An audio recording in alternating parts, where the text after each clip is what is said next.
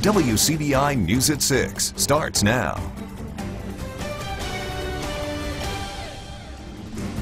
Good evening, everyone, and thanks for joining us. When you file your taxes this year, you may see some big changes, and it could impact your refund. That's right. Right now, many Americans are seeing less. Our Stephanie Poole joins us in the studio with more on that. Stephanie. Yes, these changes are a result of the new tax law President Trump signed into law at the end of 2017. This means fewer deductions in the few years past, which could lead to smaller refund checks or even owing the government. Keep your eyes open and be on high alert. Your taxes won't look the same this year. A new law is making standard deductions much higher. Most people won't have enough to actually itemize unless they have an extreme amount, but they also did away with your Schedule 2106, which is employer unreimbursed expenses, and you know, they pretty much, unless you're about one of 4 different types of people, you cannot claim those anymore. Accountant Dennis Duran says qualified business actually benefit. They get a 20% deduction. Another change is in health care, where some will have to pay. You know, if you don't have health insurance, you know, in the last several years, you would have to pay a penalty, depending on, you know, your income and filing status and dependents, or, you know, who you have at home. Brenda Martin says her clients were also surprised when they see the child tax credit and its lower figures. It's the child tax credit, which at first they had promised $2,000, but they're not getting it. They're getting $1,400. And then a lot of times people don't see it because I do a review of my tax return with my clients. Those with earned income credit, child dependents, or those that went to college in 2018, your returns won't be processed until after February 27th. If you have any questions, meet with your tax preparer and ask questions about these new laws. A man accused of putting a store clerk in a chokehold is indicted on a robbery charge. Investigators say this is a surveillance video of Alan Moon. The alleged holdup happened last September at a convenience store on Highway 50. A clerk told deputies that the robber said to give him money and that his baby just died. Clothing matching what the suspect wore was found nearby. Moon's bond was set at $75,000. A Lowndes County man is indicted on 4 child sex crimes. 57-year-old Frank David Harrison is now charged with 3 counts of sexual battery and 1 count of touching a child for lustful purposes. In court documents, prosecutors allege Harrison abused 2 victims between 2011 and 2013. All of the victims were under the age of 15 at the time. Investigators say Harrison did know the victims.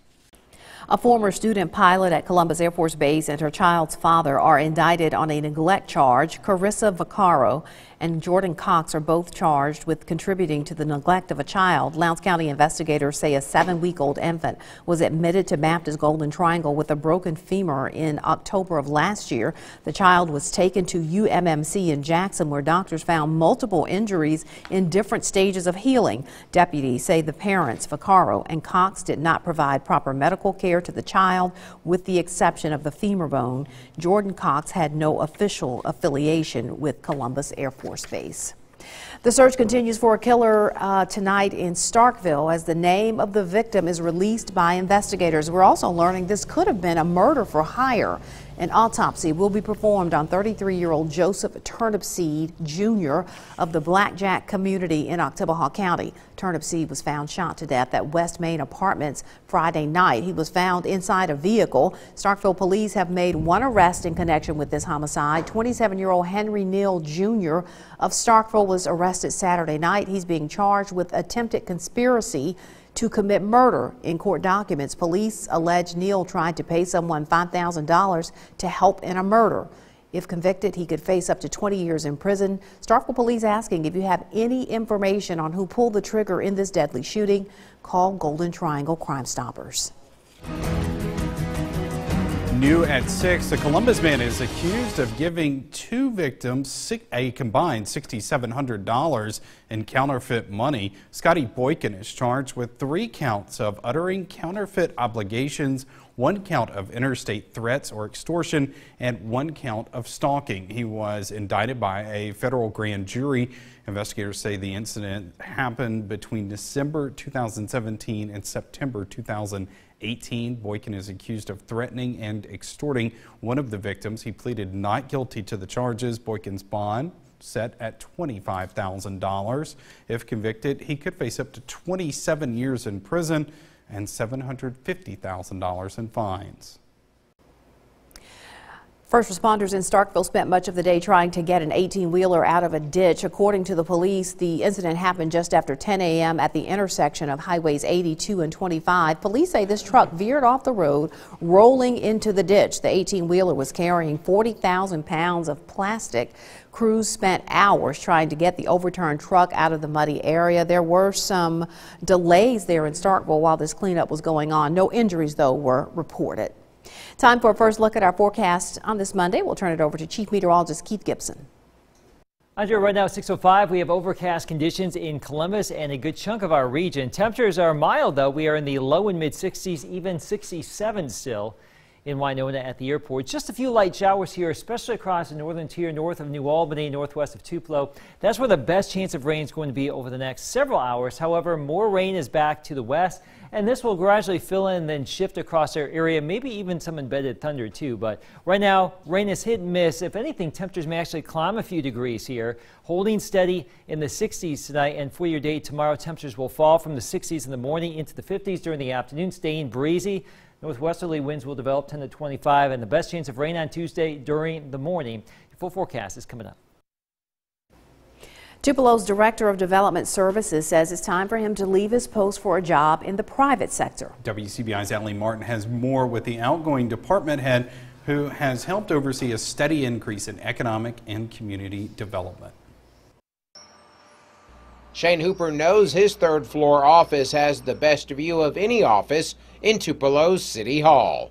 That great view of Tupelo comes with a lot of hard work. Hooper was appointed Director of Development Services by Mayor Jason Shelton in 2014.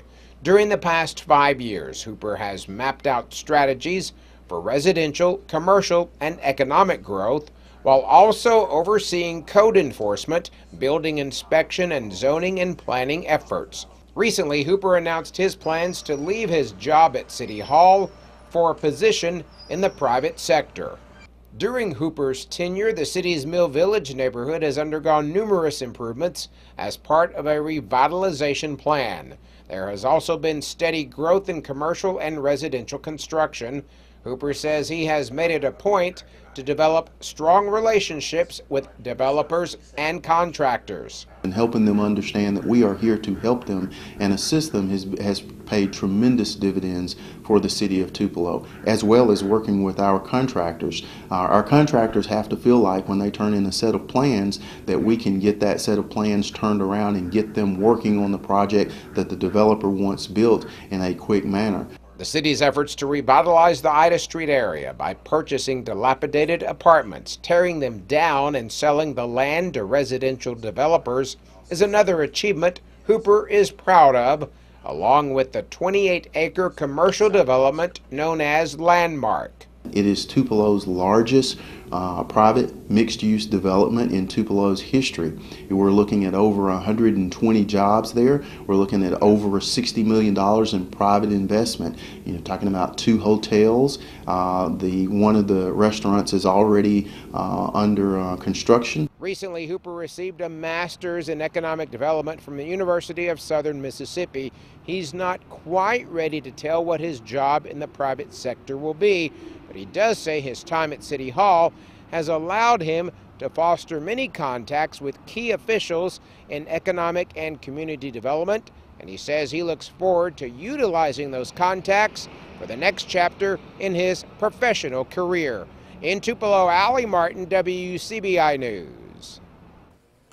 Mayor Jason Shelton did release a statement to us saying, in part, under his leadership, our city has experienced unprecedented growth, a commercial housing boom, and a higher level of customer service than ever before, end quote.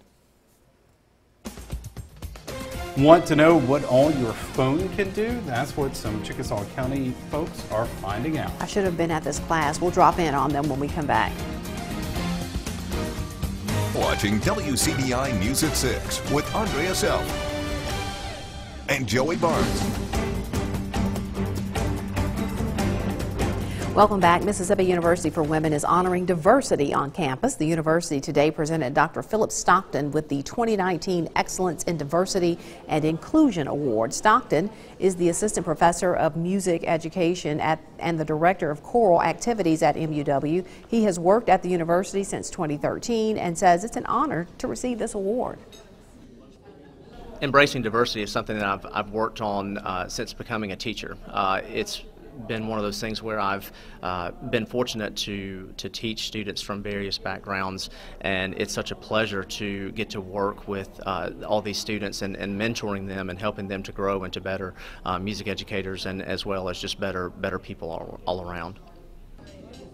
Dr. Stockton is also MUW's nominee for the IHL Excellence in Diversity and Inclusion Award.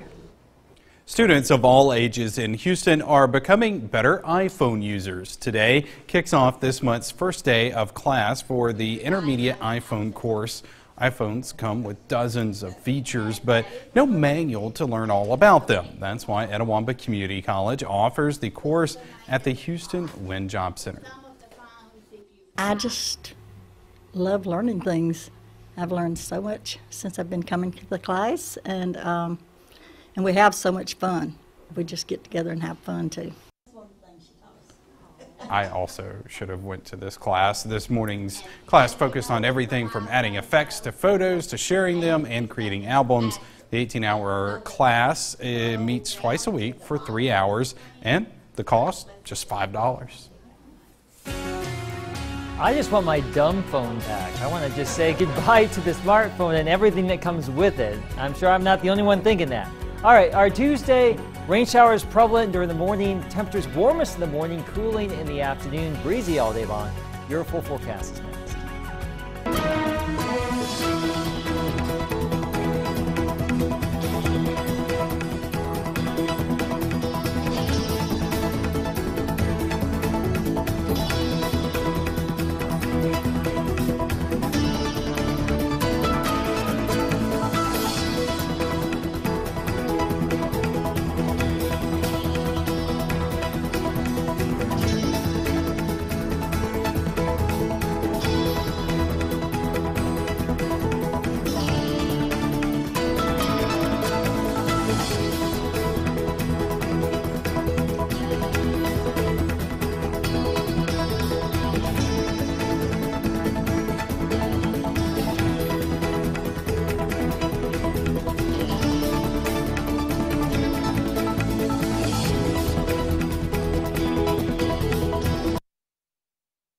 Your WCBI First Alert AccuWeather forecast with Chief Meteorologist Keith Gibson. Extensive cloud cover out there today. Our Louisville, Mississippi time-lapse shows those clouds moving down through. It's been a mild day, though. We topped out in the mid-60s, some spots getting into the upper 60s, but most of the rain now has been shifting back to our north again. A good chunk of our area not seeing any rain at this time. Let's zoom on into French Camp, Mississippi right there. I had the privilege of going out to French Camp Academy this morning, talking to the 8th grade class right there. We talked about 2018. We talked about tornadoes, we talked about hurricanes, all things weather this morning. Also some forecasting tips too. So thanks for having me out earlier today on this Monday.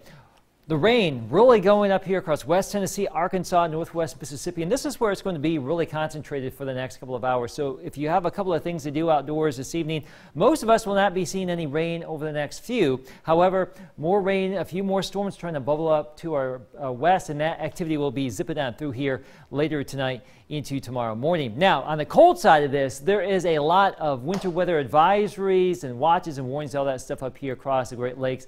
Ice and snow. We do not have to contend with that. We are on the warm side of the system yet again, and that means more rain, even some thunder too. We do not anticipate any strong or severe weather tonight. I know we've been talking about the potential over the last couple of days, but right now it looks like that's probably not going to be the case. Certainly good news, but if anything, temperatures may actually rise a few degrees here as we go throughout the course of the night. Winds will gradually increase, and then the front will move on through during the night, and then the winds will switch around to the northwest tomorrow and remain gusty. So really over the next 24, pretty breezy around here. The rainfall potential a little bit lower in the southeast, a quarter to maybe a half inch of rain. If anything, perhaps a little bit more in the northwest, but we'll just ballpark about a third to maybe an inch to inch and a half across the entire area during the course of the night into tomorrow morning. So by 11 o'clock, notice how the best rain chance is still back across our northwestern zones, the far northwest. Most of us staying dry this evening, and then the rain and storms will move on through during the night, 6, 7 o'clock in the morning. It could be a bit of a wet commute,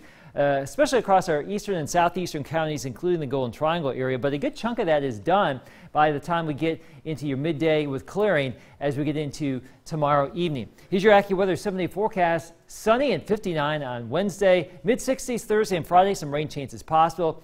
Drier for the weekend, highs in the 50s. A month ago, the Rebels topped 10th ranked Auburn at home, but an Ole Miss can get the rematch win on the road. More information on the matchup is coming up next in sports. WCBI First Alert Weather School is brought to you by Emerson Animal Hospital in West Point. Your WCBI Sports with Courtney Robb is brought to you by your local Ford dealers. Go further. Just 8 weeks ago, the Mississippi State women fell to Oregon on the road, and 7 weeks ago, the loss dropped them 4 spots in the AP Top 25 poll and out of a Top 5 ranking. But after countless wins and not a single loss since then, the Bulldogs have officially re-entered into the Top 5 of the AP Top 25 poll. The Dogs remain as the only undefeated team in the SEC, not having lost a single conference game. Mississippi State also currently ranks as the #2 team in scoring in the country, averaging 88.2 points per game, and 5th in rebounding, averaging around 45 rebounds per game. You have no idea what my kids do every day in practice. You have no idea how long and the focus that we spend on defense. A lot of teams don't even, some teams don't even work on defense. I'll have to use that in recruiting against me. You go over there, you're going to have to learn how to play defense. Well, yeah, you're going to learn to play defense, and we're going to win too. But at the end of the day, it's these kids work hard at that, and we take great pride in that. I got 4 seniors out there. They know how to defend. They know how to guard. So I think it's a product of, what we do every day. A huge reason for the Bulldogs' success this season has been due to the dynamic duo that is Tierra McCowan and Henrielle Howard. Both of them landed spots on the Naismith Player of the Year midseason team because of their success. McCowan has 19 double-doubles this season alone, averaging over 17 points per game and 13 rebounds per game and around 3 blocks per game. Howard also, with some impressive stats, averages around 8 rebounds per game and about 15 points per game. Both have served as starters for MSU in all 23 games played so far this season. Well, after being in a bit of a rut for a few weeks, it seems that Ole Miss has sparked enough life to start finding wins again. The Rebels are back in the win column after taking down Texas A&M at home and then Georgia on the road. Now the Rebels head to Auburn, where their last meeting, Ole Miss was able to upset the top 10 team and shock the world of college basketball, at least for a little bit. But now the question for the Rebels is, will they be able to do it again? We just got to do simple things, get back, rebound the ball, points off turnovers. What I see when teams go to Auburn, they quick shoot. And they quick shoot. I mean, we're going to try to play in transition, play fast. But once you get in the half court, you can't just one pass, quick shoot. It leads up tempo and all those possessions that they get. So you got to really run really good half court offense. I would say defensively we really made their guards uncomfortable for a lot of the game. I don't think we just let them, kind of just pick us apart and make plays. I think, we kind of set the standard on the defensive end. I think that really helped us. Now for the other team, Mississippi State, still in search of some consistency. After a couple of weeks of sporadic wins and coming off of 2 losses this past week, head coach Ben Howland reflects. Kentucky game, I thought we got better in the second half. I think we really, show to ourselves, if we play with that kind of heart and intensity and all-out defense, that we can, be good against anybody in the country. The Bulldogs head to Alabama tomorrow night for the rematch. That's it for sports. Your last look is coming up after the break. Stick with us. Some rain, a few storms possible tonight. The best chance of rain Tuesday during the morning. Rain chances diminished by early afternoon. It looks like temperatures fall too, but Wednesday's looking great. Sunny around 60. There could be some rain around for your Valentine's Day. It's quite all right. I know, you may want to just stay in and cuddle. You do something like that. It's not going to be that cold, but you can still cuddle. It's Valentine's Day. We won't be cuddling. These three will not be cuddling. Not unless the temperature drops in the studio about 50 degrees. Yes. But anyway, the weekend right now looks okay. I made them. They're blushing now because I won't cuddle with them. It's not happening. I'm at a loss. All right. Good night, Good everybody. night.